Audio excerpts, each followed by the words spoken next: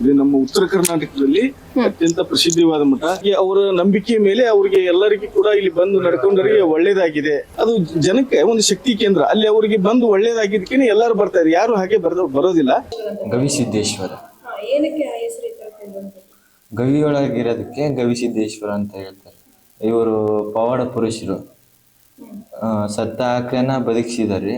ಮತ್ತೆ ಗಂಡ್ಮಗು ಇದ್ದಿದ್ದು ಹೆಣ್ಮಗು ಮಾಡಿದಾರೆ. ಮತ್ತೆ ರಾಜರ ಕುಷ್ಠರೋಗನ ಪರಿಹಾರ ಮಾಡಿದ್ದಾರೆ. ಅಮಾವಾಸ್ಯೆ ದಿವಸ ಚಂದ್ರನ್ ತೋರಿಸಿದ್ದಾರೆ.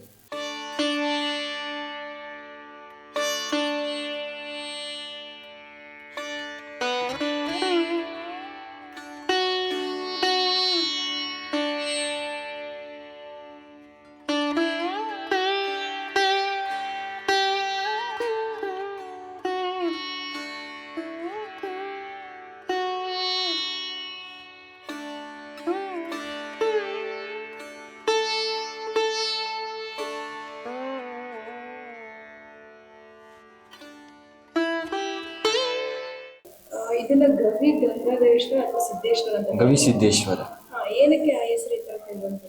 ಗವಿಯೊಳಗಿರೋದಕ್ಕೆ ಗವಿಸಿದ್ದೇಶ್ವರ ಅಂತ ಹೇಳ್ತಾರೆ. ಓಕೆ, ಈ ಒಂದು ಸ್ಥಳದ ಚರಿತ್ರೆ ಏನಾದರೂ ಹೇಳಬೇಕಾಗುತ್ತೆ? ಚರಿತ್ರೆ, ಇವ್ರು ಬಂದು 11ನೇ ಪೀಠದವರು. ಇವರು ಪವಾಡ ಪುರುಷರು, ಸತ್ತ ಆಕೆನ ಬದುಕಿಸಿದಾರೆ. ಮತ್ತೆ ಗಂಡ್ಮಗು ಇದ್ದಿದ್ದು ಹೆಣ್ಮಗು ಮಾಡಿದ್ದಾರೆ. ಮತ್ತೆ ರಾಜರ ಕುಷ್ಠರೋಗನ ಪರಿಹಾರ ಮಾಡಿದ್ದಾರೆ. ಅಮಾವಾಸ್ಯೆ ದಿವಸ ಚಂದ್ರನ್ ತೋರಿಸಿದ್ದಾರೆ.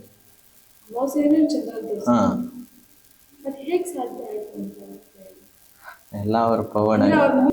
ಇದು ದೇವಸ್ಥಾನ ಎಲ್ಲಿ, ಯಾವ ಜಾಗದಲ್ಲಿ ಬರುತ್ತೆ? ಗನ್ ಸರ್ಕಲ್ ಮುಂದೆ, ಗವಿಶ್ರೀ ನಗರ ಸ್ವಲ್ಪ ಮುಂದೆ, ಕೊಪ್ಪಳ ಇದೆ ಇದು. ಕೊಪ್ಪಳ ಇದು ಗವಿ ಮಠ ಬರೋದು ಗನ್ ಸರ್ಕಲ್ ಇಂದ ಮುಂದ್ಗಡೆ, ಗವಿಶ್ರೀ ನಗರ ಮುಂದ್ಗಡೆ ಬರ್ಬೇಕು. ಇಲ್ಲಿ ಇನ್ನು ಏನಾದ್ರು ನೋಡೋದಕ್ಕೆ ಜಾಗಗಳಿದೆಯಾ ಈ ಮಠದಲ್ಲಿ? ಮೇಲ್ಗಡೆ ಅಜ್ಜೋರ್ ಗದ್ಗಿ ಇದಾವೆ. ಈ ಗದಲ್ರಿ ಅವರು ಗುರುಗಳ ಗದ್ಗಿ ಇದಾವ್ರಿ. ಶಿವಶಾಂತ ವೀರಸ್ವಾಮಿಯ ಗದ್ಗಿ ಮತ್ತೆ ಮರಿಶಾಂತ ವೀರಸ್ವಾಮಿ ಗದ್ಗಿಗಳು. ಅಂದ್ರೆ ಇವರೆಲ್ಲ ಲಿಂಗೈಕ್ಯರಾಗಿರುವಂತದ್ದಾ? ಜೀವಂತ ಸಮಾಧಿ ಅವರು. ಇದೇ ಜಾಗದಲ್ಲಿ ಜೀವಂತ ಸಮಾಧಿ. ಇದು ಸುಮಾರು ಎಷ್ಟು ವರ್ಷಗಳ ಹಿಂದಿನ ಮಠ ಅಂತ ಹೇಳ್ಬೋದು? ಇದು ಬಸವಣ್ಣರ ಕಾಲದಾಗಿಂದ್ರಿ, 12ನೇ ಶತಮಾನದ.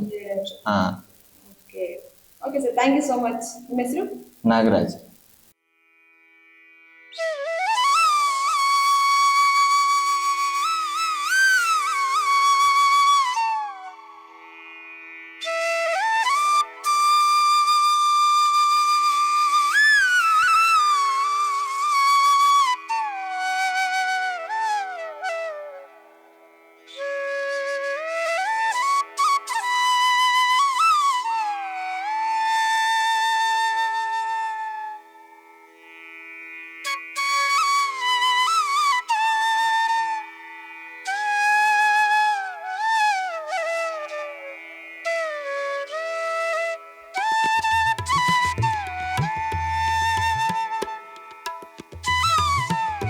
ನಮಸ್ಕಾರ ಸರ್, ನಿಮ್ದೆಲ್ಲ ಯಾವ ಊರು ಸರ್? ನಾವು ಹಾವೇರಿ ಜಿಲ್ಲೆ ಸವಣೂರು ತಾಲೂಕು. ಹಾವೇರಿ ಜಿಲ್ಲೆ. ಸರ್, ಈ ಒಂದು ಮಠಕ್ಕೆ ಬರೋದಕ್ಕೆ ಏನ್ ಕಾರಣ? ಈ ಸಲುವಾಗಿ ಜನ ಇಲ್ಲಿ ಬರ್ತಿದ್ದಾರೆ.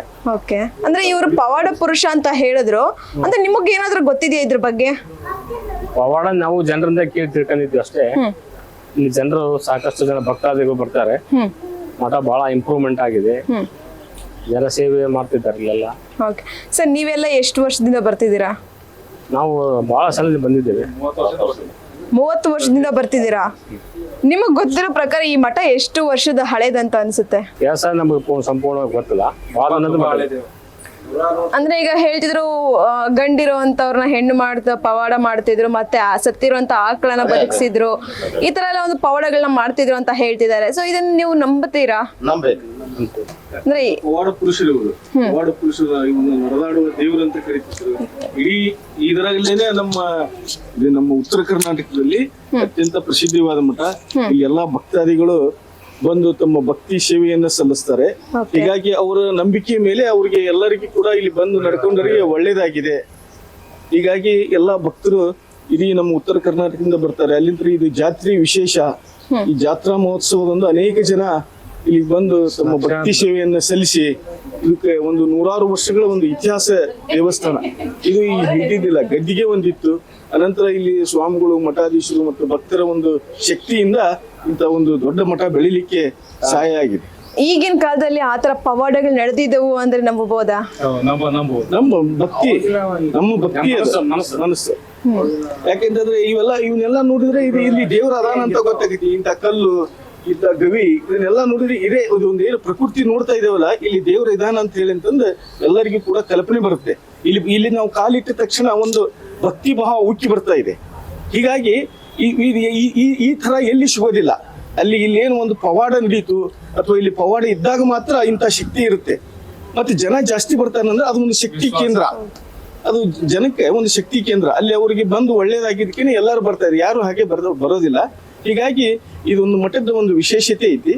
ಅದಕ್ಕೆ ಇಲ್ಲಿ ಎಲ್ಲರೂ ಕೂಡ ಬಂದು ಬಹಳ ಜನ ನಡ್ಕೋತಾರೆ. ಸರ್, ನೀವು ಇಲ್ಲಿ ಏನಾದ್ರು ಬಂದು ಅನ್ಕೊಂಡಿದ್ದು ಆಗುವಂತದ್ದು ಏನಾದ್ರು ಸನ್ನಿವೇಶಗಳು ನಡೆದಿದೆ ನಿಮ್ಮ ಜೀವನದಲ್ಲಿ? ಅನೇಕ ಸಲ ಆಗಿದೆ.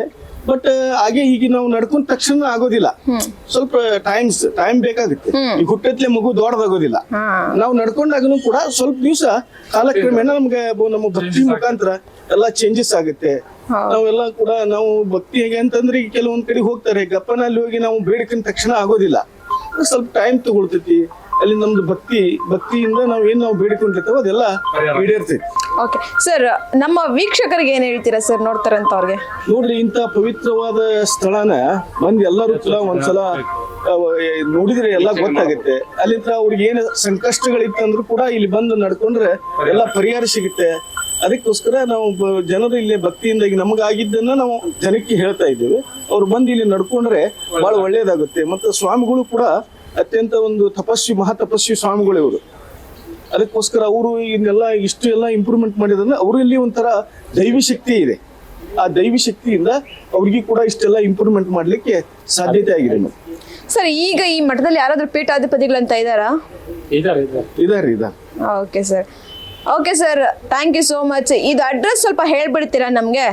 ಹಾವೇರಿ ಜಿಲ್ಲೆ, ಇದು ಇಲ್ಲಿದ, ಇದು ಕೊಪ್ಪಳ ಜಿಲ್ಲಾ, ಕೊಪ್ಪಳ ಜಿಲ್ಲೆ, Koppal Gavisiddeshwara Math. Okay sir, thank you so much sir. Thank you.